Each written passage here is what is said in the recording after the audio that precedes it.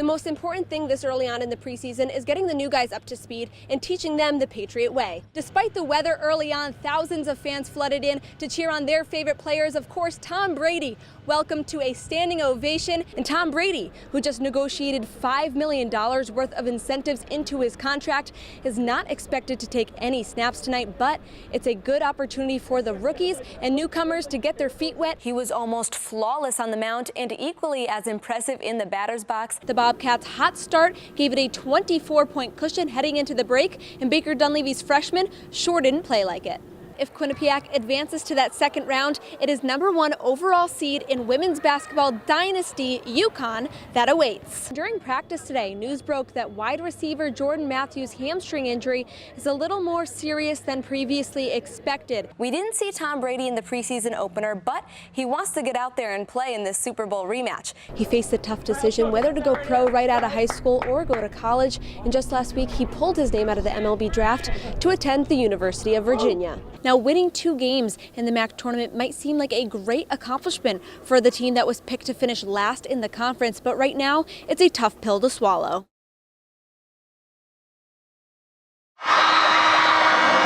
Undefeated in conference and MAC tournament champions, the Quinnipiac women's basketball team has all the reasons to celebrate.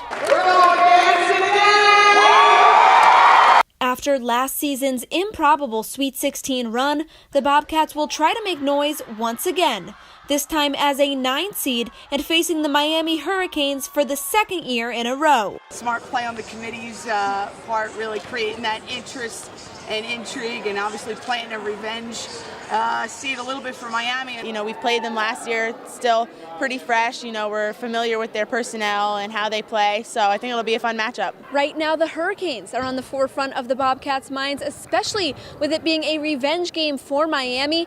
But if Quinnipiac advances to that second round, it is #1 overall seed in women's basketball dynasty UConn that awaits. Great basketball in the state of Connecticut. That would be one heck of a great, fun atmosphere game to be a part of if we can make it to see the second round. Well, right now we take it game by game, so we're going to focus on Miami, but it's always good to play the best team ever. This is Quinnipiac's 4th trip to the NCAA tournament in 6 years, but the 9 seed is the highest in school history. The committee rewarded us for our body of work all season long, especially what we did in the non-conference, and then obviously what we were able to do in the conference. So that was really incredible to see tonight. You know, no one was really expecting that coming in to today, but it just speaks to how hard we've worked all season, and we were rewarded with a really high seed, so we're excited about it. Although it's no warm and sunny spring break destination for the Bobcats, they're glad to play just 60 minutes from home. I think everyone obviously wants to go away, fly somewhere, but thinking about it, we're going to have a lot of people rooting for us there. I think even UConn they'll be rooting for us in that first game, so I think it'll be a lot of fun to really pack the house. Reporting from Hamden, Sierra Goodwill, Q30 Sports.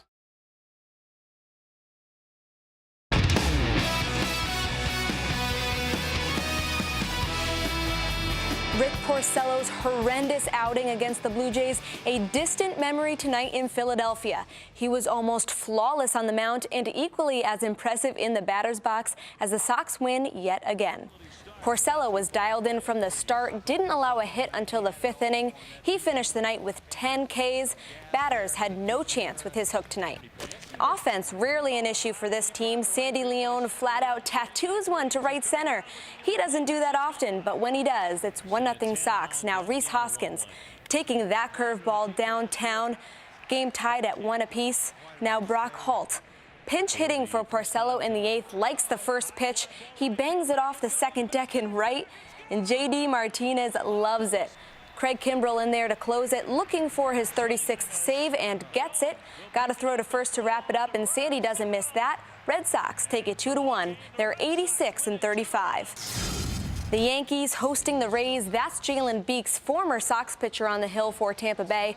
Austin Romine pokes one to right. That's a tough way to hit a homer just inside the pole. Yankees up 3-0. 8th inning now on an 0-2 pitch. It's Greg Bird. He rips that one to deep center. The double drives in a run. Yanks still 10 back, but 4-1 winners over the Rays. The Patriots and the Eagles meet up this Thursday at Gillette. We didn't see Tom Brady in the preseason opener, but he wants to get out there and play in this Super Bowl rematch. He feels every chance he gets to be on the field with his teammates is important. Brady played a couple of series in preseason game number 2 last year. Not sure what the game plan will be entering Thursday's game. He's downplayed any reported back soreness at every turn since last week's game against Washington. He's ready to suit up and get out there and wants to take advantage of another opportunity to get better. It's always, whether it's walkthrough, practice, game, it all matters, because I think if it was a waste of time, we wouldn't do it. And I think there's a lot of urgency, and we're not where we need to be. We've got a lot of work to do. It's good to get out there, and it's good to be out here practicing, and we've got to try to see if we can put together a great performance on Thursday. The Patriots rarely, if ever, are going to give you anything extra juicy to chew on when talking about an opponent. But that's not the way Lane Johnson played it before Super Bowl 52. He was pretty outspoken in his dislike for New England, and he can likely expect a loud and not so friendly welcome on Thursday night. I know that I'm not going to be well liked. I know this team ain't going to be well liked going in there, so that's going to make us so they can bring out our best. I hope they raise hell, they cuss me, and they can say whatever they want. At the end of the day, I'm not blocking them, I'm blocking the guys on the edge, so it really doesn't matter what they say. And Brown fans in Ohio are thirsty for a win. We know that, so how about this promotion? The Victory Fridge is loaded with Bud Light, just sitting there nice and frosty, but the cooler will not be unlocked until the Browns win. When and if they do, all the beer in that fridge will be free. A number of bars in the region have purchased the coolers, fans eagerly awaiting that first win since 2016.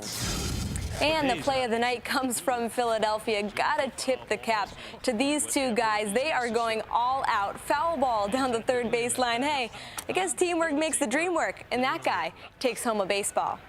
That's all for sports. I'm Sierra Goodwill. Have a great night.